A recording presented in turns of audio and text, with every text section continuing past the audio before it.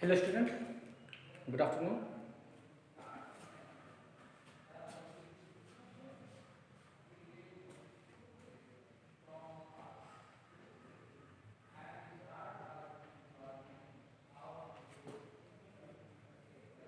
Ninth की physics शुरू हो रही थी, है ना। हमने आपको बताया था कि एक समान चाल,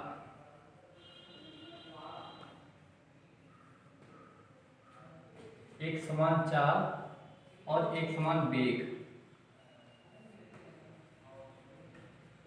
एक समान वेग, दोनों की डेफिनेशन हमने बता दिया। इसकी डेफिनेशन हमने बता दिया, ठीक है, परिभाषा हमने बता दी थी। अभी हमको क्या देखना है, दूसरा चीज देखना है आसमान चाल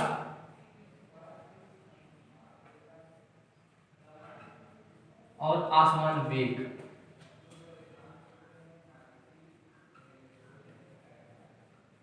इसके बारे में देखना है आपको। इसको बोलते हैं हिंदी में नॉन यूनिफॉर्म। क्या बोलते हैं?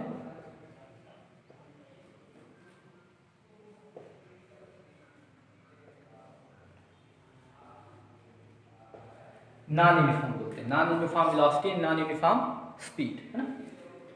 अब देखो आपको ये जो है इसके डेफिनेशन की बात करें तो इसके हेडिंग से, इसके नाम से भी आपको पता चल जा रहा है कि आसमान का मतलब हो गया कि समान टाइम इंटरवल कांस्टेंट होना चाहिए, टाइम इंटरवल कांस्टेंट होना चाहिए। 2 minute 2 minute 2 minute 2 minute 2 minute. लेकिन इस इक्वल टाइम इंटरवल में अगर इक्वल डिस्टेंस नहीं कवर हो रही है, इक्वल टाइम इंटरवल में अगर इक्वल डिस्टेंस नहीं कवर हो रही है तो इसको बोलेंगे आसमान चाल, आसमान वेग, है ना। अगर परिभाषा की बात करेंगे तो क्या लिखेंगे? चाल में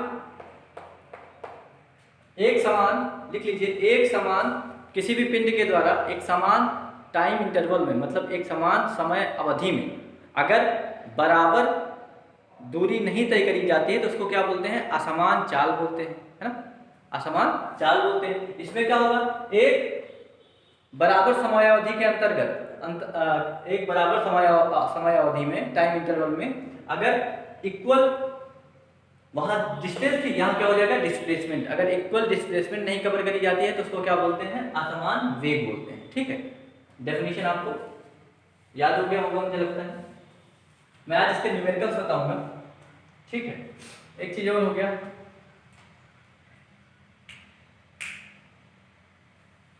एवरेज वेलोसिटी, औसत चाल,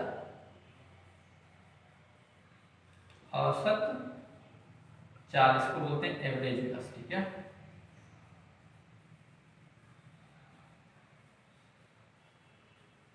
एवरेज स्पीड। एवरेज स्पीड का मतलब क्या होता है? एवरेज स्पीड का मतलब वह कुछ डिस्टेंस, भाई ध्यान समझिए, एवरेज जो है स्पीड या डिस्प्लेसमेंट या वेलोसिटी की बात कब आएगी? जब आप कांस्टेंट स्पीड से चलेंगे और नॉन कांस्टेंट, मतलब होगा कि यूनिफॉर्म स्पीड से चलेंगे और नॉन यूनिफॉर्म स्पीड से चलेंगे, है ना। अगर यूनिफॉर्म स्पीड से चल रहे हैं तो कोई बात नहीं, सब कई बार जो है स्पीड बराबर रहेगी। लेकिन अगर आप असमान गति से चलेंगे तब आपको क्या निकालना होगा? एवरेज निकालना होगा, ठीक है ना। तब क्या निकालना होगा? एवरेज निकालना होगा। तो एवरेज की बात कहाँ पे आती है? जब आप असमान चाल से चलते हैं या असमान वेग से चलते हैं तो किसकी बात आती है? एवरेज, है ना, जिसको औसत बोलते हैं, है ना। औसत, अब समझिए औसत का जो है, अगर सूत्र की बात करें औसत चाल की, औसत चाल के फॉर्मूले की बात करें तो क्या हो गया? कुल तय की गई कुल तय की गई दूरी बटा कुल समय, है ना। औसत चाल बराबर होता है कुल तय की गई दूरी बटे कुल समय, ठीक है। औसत वेग बराबर क्या होगा?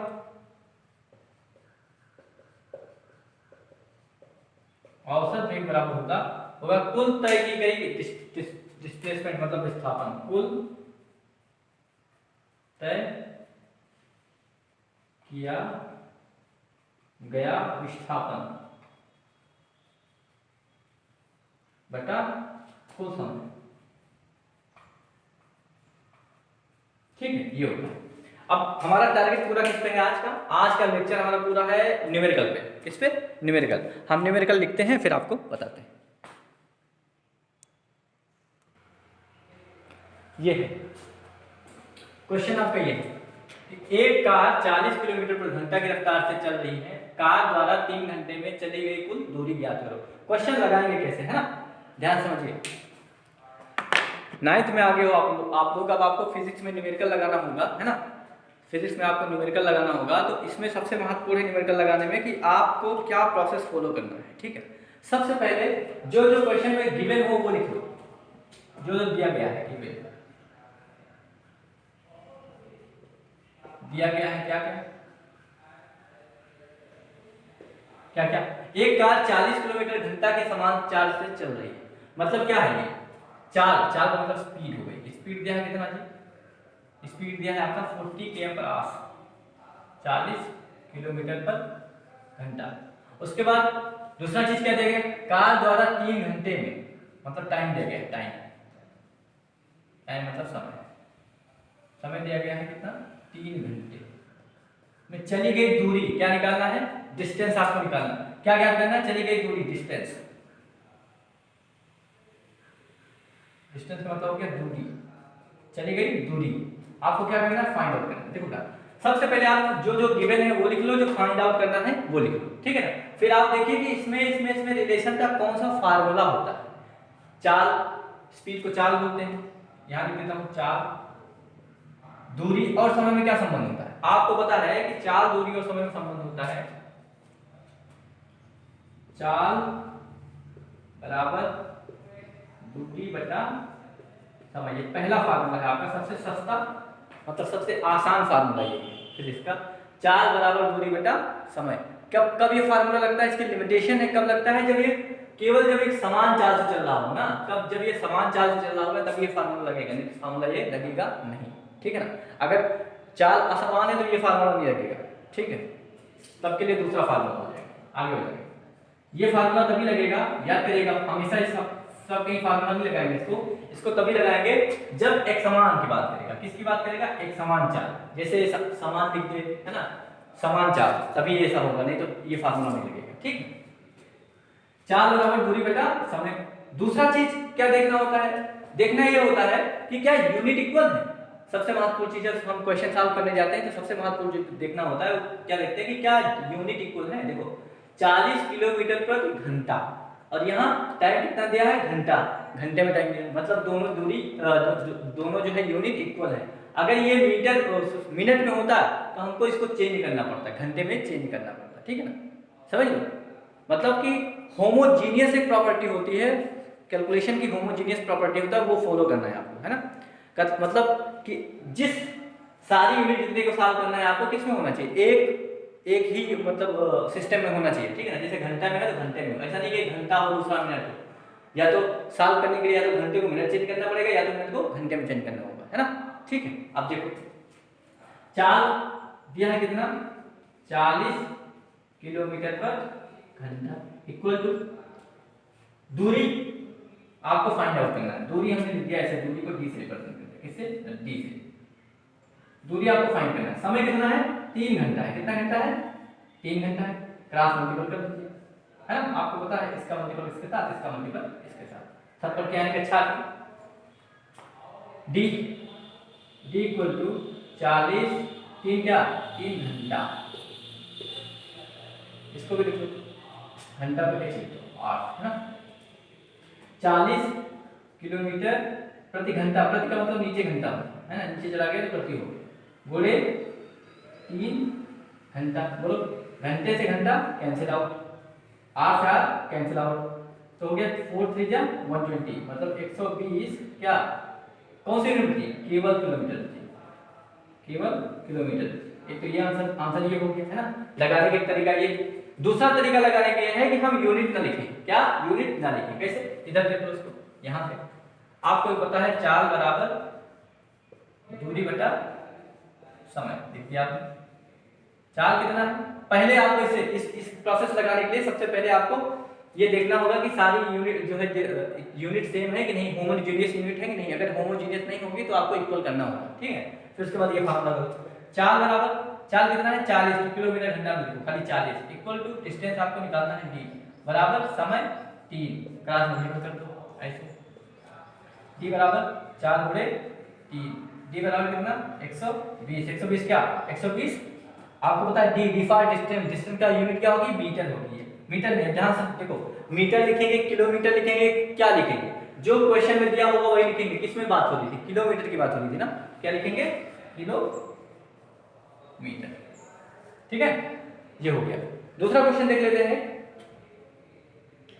एक लड़का घर से स्कूल जाते समय 2 किलोमीटर की दूरी 5 घंटे में तय चलता है, ठीक है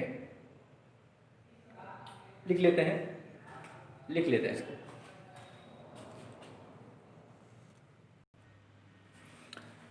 क्वेश्चन आपका ये, एक लड़का घर से स्कूल जाते समय 2 किलोमीटर की डिस्टेंस, कितने किलोमीटर की 2 किलोमीटर की दूरी 5 किलोमीटर पर घंटा की रफ्तार से तय करता है, ठीक है।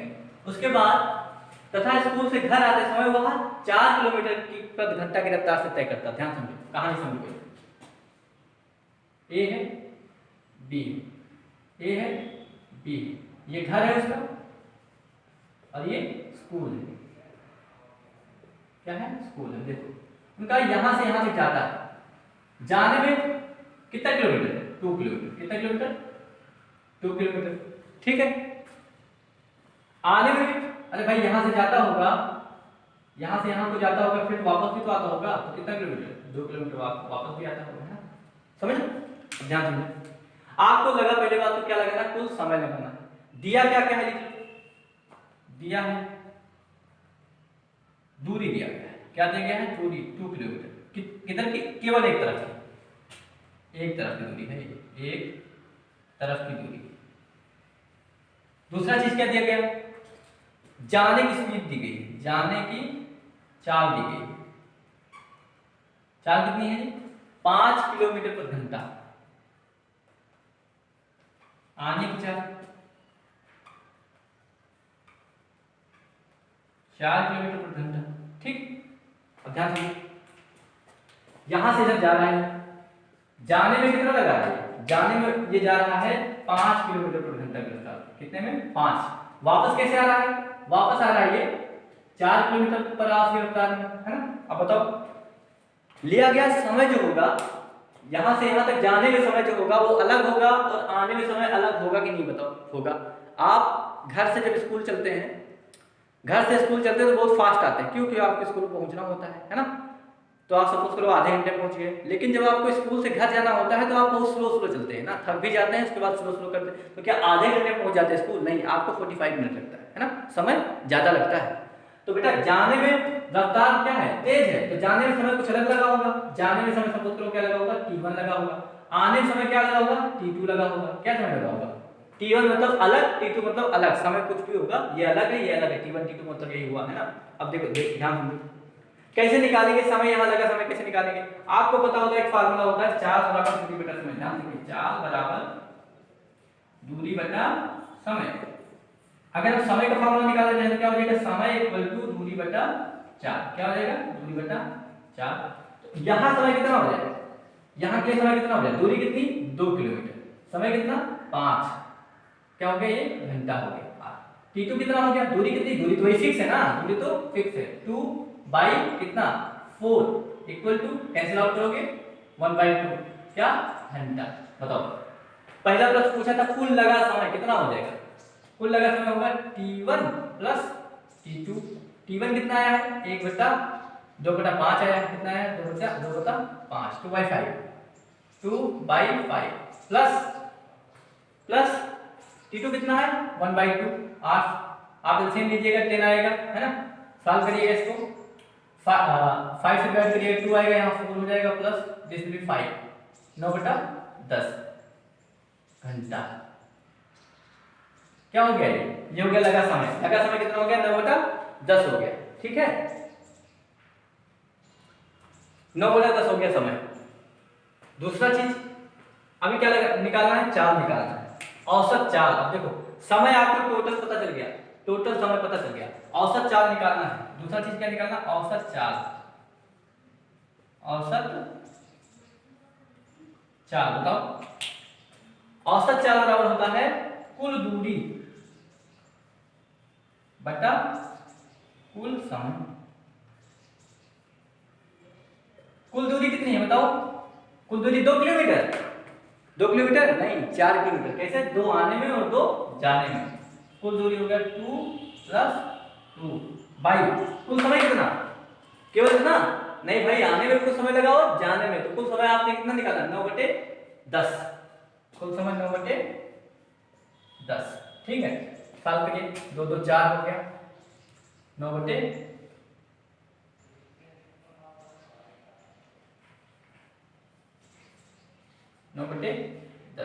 ठीक है। अब आपको पता है कि इसको कैसे करते हैं। इसके नीचे हुए 1, इसको इससे गुणा, इसको इससे गुणा। 4 × 10/9 × 1 मतलब 40/9। क्या क्या निकाला आपने? औसत चाल निकाला। चाल की यूनिट होती क्या है? आप इतना रखिएगा तो आंसर गलत है, आपको इसकी यूनिट भी लिखनी पड़ेगी। क्या औसत चाल की होती है? बात किसमें हो रही थी? किलोमीटर में हो रही थी। औसत चाल की होगी किलोमीटर प्रति घंटा। ठीक है, ये आंसर होगा। ये एक आंसर होगा। क्या होगा? एक आंसर होगा।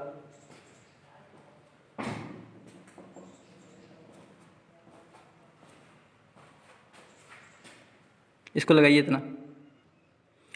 चलिए, एक आंसर ये हो गया। दूसरा क्या निकालना है? औसत वेग निकालना है। क्या निकालना है? औसत वेग। औसत वेग का देख लीजिए।